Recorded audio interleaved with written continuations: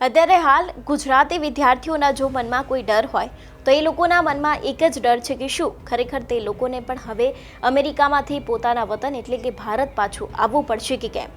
જ્યારથી ટ્રમ્પ બીજી વખત ચૂંટાયા છે ત્યારથી દરેક ભારતીય લોકોના મન ઉપર તેની સાથે જ તે દરેક લોકો ઉપર એક જ ખતરો છે કે શું હવે તે લોકોને પણ ડિપોર્ટ થવું પડશે કે કેમ। આજે તેના વિશે જ વાત કરીશું।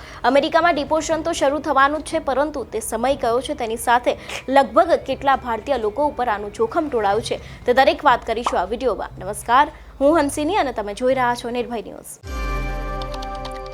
અમેરિકામાં અત્યારે હાલ ડિપોર્શનની ધીમી ધારે શરૂઆત થઈ ગઈ છે। અત્યાર સુધી આપણે એવું સાંભળતા આવ્યા છીએ, પરંતુ હવે આ બધાની વચ્ચે ડિપોર્શનને લઈને પણ એક સૌથી મહત્વની અપડેટ સામે આવી રહી છે। અમેરિકામાં ભારતીય વિદ્યાર્થીઓ તેની સાથે જેટલા પણ લોકો ઇનલીગલી રહેતા હશે, ગેરકાયદેસર રહેતા હશે, તે લોકોનું ડિપોર્ટ થવાનું હવે નક્કી 100% પાક્કું જ છે। અને આને જ લઈને અત્યારે હાલ ત્યાંને અનેક એવા અભિયાનો છે તેને પણ હાથ ધરવામાં આવ્યા છે। એટલું જ નહીં, આને લઈને અનેક એવા લોકો છે જે લોકોના મનમાં અનેક સવાલો પણ ઊભા થઈ રહ્યા છે। લગભગ ભારતીય વિદ્યાર્થીઓની વાત કરવામાં આવે તેની સાથે ભારતીય લોકોની વાત કરવામાં આવે તો લગભગ 7 લાખ જેટલા લોકો છે જે લોકો કદાચ ડિપોર્શનનો શિકાર બની શકે છે। ઘણા બધા એવા લોકો છે જે કેનેડાથી તે પોતાની બોર્ડર છે, કેનેડાની બોર્ડર તેને વટાવીને પણ ત્યાં પહોંચ્યા છે, એટલે કે ગેરકાયદેસર રીતે ત્યાં પહોંચ્યા છે। તેવા દરેક લોકો ઉપર અત્યારે હાલ ડિપોર્શનનું જોખમ ટોળાયું છે। ટ્રમ્પની તૈયારી ત્યાં સુધીની છે કે ડિપોર્ટ થઈને કેવી રીતે મોકલવા, કઈ ફ્લાઇટમાં મોકલવા, એટલું જ નહીં તે લોકો ક્યાં રહેશે, તે લોકોને કયા ટેન્ટમાં રહેવાનું છે અને ત્યાં તે લોકો માટેની વ્યવસ્થા કેવી હશે, તે દરેક વાતનું અત્યારે હાલ ટ્રમ્પ દ્વારા ધ્યાન આપવામાં આવી રહ્યું છે। એટલે આના ઉપરથી સાફ પણ એવું કહી શકાય છે કે અમેરિકાથી નક્કી હવે ભારતીયો સહિત ગુજરાતીઓને પોતાના વતન પાછું તો આવવાનું જ છે ને આને જ લઈને અત્યાર સુધી જે આપણે વાતો કરતા આવ્યા છે કે ડિપોર્ટ થશે, પરંતુ હવે આને લઈને તૈયારીઓની પણ શરૂઆત થઈ ગઈ છે। અનેક એવી બોર્ડર છે, અનેક એવી જગ્યાઓ છે જ્યાં કેમ્પ લગાવી દેવામાં આવ્યા છે। એટલું જ નહીં, આ કેમ્પની અંદર જેટલી પણ સુવિધાઓ જોઈતી હશે તે દરેક સુવિધા પણ હવે અત્યારે હાલ તૈયાર કરી દેવામાં આવી છે। આને લઈને આપણે અત્યાર સુધી ઘણી બધી અપડેટ વિશે વાત કરતા આવ્યા છે કે લગભગ અનેક એવા લોકો છે જે ગ્રીન કાર્ડની રાહ જોઈ રહ્યા છે। એટલું જ નહીં, અનેક એવા લોકો છે જે ડિપોર્શનનો શિકાર બનવાના છે, પરંતુ હવે તે લોકોને નક્કી ડિપોર્ટ થઈને પોતાના વતન ભારત પાછું આવવું જ પડશે।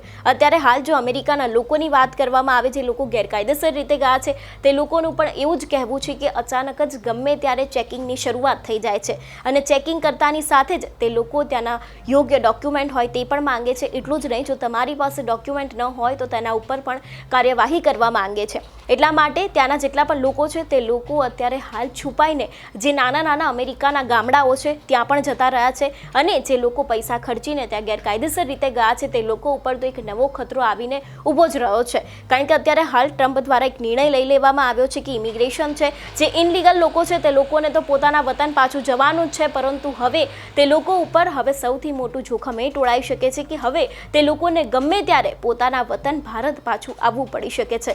કારણ કે અત્યાર સુધી જે ટ્રમ્પે નિર્ણય લીધો હતો તેના ઉપર તો કોર્ટે સ્ટે લગાવી દીધો હતો, પરંતુ હવે તે સ્ટે ગમે ત્યારે હટી શકે છે અને હટવાની સાથે જ કદાચ ટ્રમ્પ દ્વારા કોઈ નવો નિર્ણય પણ લેવામાં આવી શકે છે ભારતીય વિદ્યાર્થીઓને લઈને, ગુજરાતી વિદ્યાર્થીઓને લઈને, અને તે જેવો નિયમ લેવામાં આવશે એવું તરત જ દરેક લોકોને પોતાના વતન ભારત પાછું આવવું પડશે।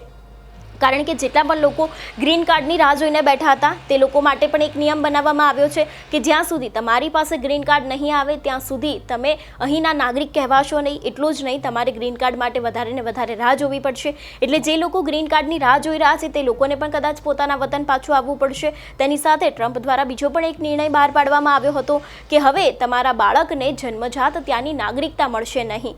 એટલા માટે પણ કદાચ કે જો તમારી પાસે ગ્રીન કાર્ડ નહીં હોય, માતા અથવા પિતા પાસે જો બેમાંથી એક પણ પાસે ગ્રીન કાર્ડ ન હોય તો તેમના બાળકને પણ ત્યાંની નાગરિકતા મળશે નહીં।